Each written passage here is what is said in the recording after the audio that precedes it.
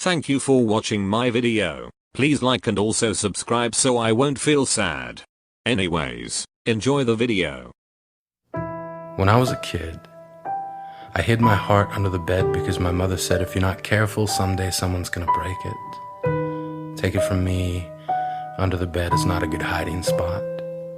I know because I've been shot down so many times I get altitude sickness just from standing up for myself. When I was a kid, I could fill a bookshelf with every different way they would tell me how not to play. They'd say it's time to start putting childish things away. And I was like, fuck you. This is Skeletor. But more and more they made me believe that our hearts are like door knocks, and that's where we get the sound of the beat. And I'll never get to meet the man inside me if I can't stand still long enough to be there. I'll never make it anywhere if I keep running away. I'll never know myself if all I ever do is play Nicky Nicky Nine Doors. They ask, don't you want to be a man? And when I was a kid, I wanted to be a man.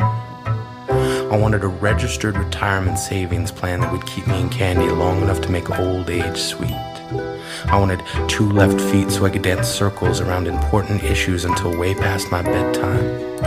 I'm not saying I don't have opinions, just that others were less likely to argue if they were as tired as I was. Fatigue does to men what a goodnight kiss does to kids. It puts weights on our eyelids and returns us to a place where reason and imagination lace together shoes whose tongues stick out at stillness and beckon us to move forward. As a kid, I was always drawn toward moonlight, despite an armada of adults who insisted I must set my days according to sunlight. I would lay in bed and fight sleep, believing if I shut my eyes even for an instant, I would miss out on something amazing. Turns out I was right. I have seen stars stamped into the night like cookie-cutter designs, drew lines in between each one, inventing new constellations so that when somebody asked me, what's your sign? I could point to mine, the one hanging over the first door past the finish line, and say it's right there, the one marked exit. Because one day all this getting ahead bullshit will be over and people will start looking for me and I'll be there.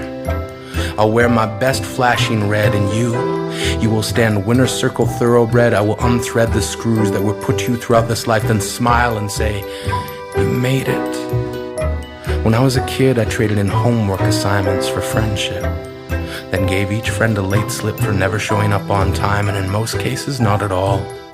I gave myself a hall pass to get through each broken promise. And I remember this plan born out of frustration from a kid who kept calling me Yogi, then pointed to my tummy and said, too many picnic baskets. Turns out it's not that hard to trick someone. And one day before class I said, yeah, you can copy my homework. And I gave him all the wrong answers that I'd written down the night before. He got his paper back expecting a near perfect score and couldn't believe it when he looked across the room at me and held up a 0. I know I didn't have to hold up my paper of 28 out of 30, but my satisfaction was complete when he looked at me puzzled, and I thought to myself, smarter than the average bear, motherfucker. When I was a kid, I slid love letters through the slots of lockers that belonged to my secret crushes. Built paintbrushes from the tiny hairs that stood on end every time I saw them. My brain stem finally blooming into thoughts. I connected dots and made masterpieces. Each brushstroke a thesis dedicated to the explanation that you, not knowing who I was only because anonymity made it easier to be brave. I dipped my brush into a tidal wave of I hope this will one day wash over me. I can guarantee, if you've ever had a secret admirer, it was someone very much like me who loved someone very much like you. It was someone who wanted to tell you how much you meant, how every second we spent thinking of you was simply the cost of getting us through the hard times. We saved nickels and dimes hoping our first date would be with you. Through the discipline of love, we gave up comic books and video games. I promise you, every guy I've ever met remembers the names of the ones they loved first, that our thirst for love continues as we cross the deserts of maybe, believing we will find an oasis of yes. We acquiesce. Yes, we probably should have just said something, but we were chicken shit. We lit the fuses of our hearts and exploded every time you walked on by. When I was a kid, I did stupid shit. ripped the women's underwear section out of the Sears Christmas wish catalog and blamed it on my granddad. He did end up covering for me and had only this to say: "You're only 12, so I'm impressed. But take it from experience, don't hide that under your mattress." So I didn't. I hid it in the empty box of a board game that I never used to play. And on the day when my grandmother eventually found it, she reamed him out for hiding pornography in her grandson's bedroom. The impending doom of the truth set upon me like a dying sun, sending its last ray of light over the horizon and aimed directly at me. He didn't say a word. Incurred the full wrath and laughed with me later, saying, "It's like your heart. It doesn't matter where you hide it. Lovers are like little kids lifting up a rock looking for an insect. They will find that shit." When I was a kid, I trusted myself enough to know that one day I'd be a man. One day I'd have a childhood for a past and a future for a backup plan. That every gauntlet I ever ran was a potato sack race in which time would chase me further toward an ending. I am bending myself back to the beginning, reminding myself there is no winning any race against yourself. Slow down. And when the kid in you falls, turn around.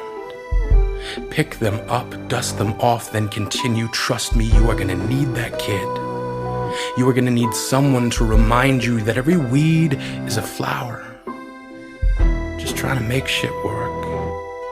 That every jerk you ever encounter is just another someone who somehow forgot it's okay to need a hug. It's okay to be afraid.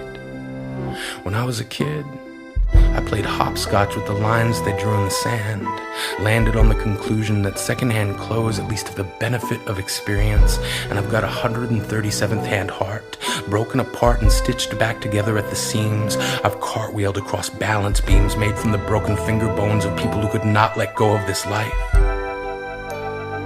I still love the night.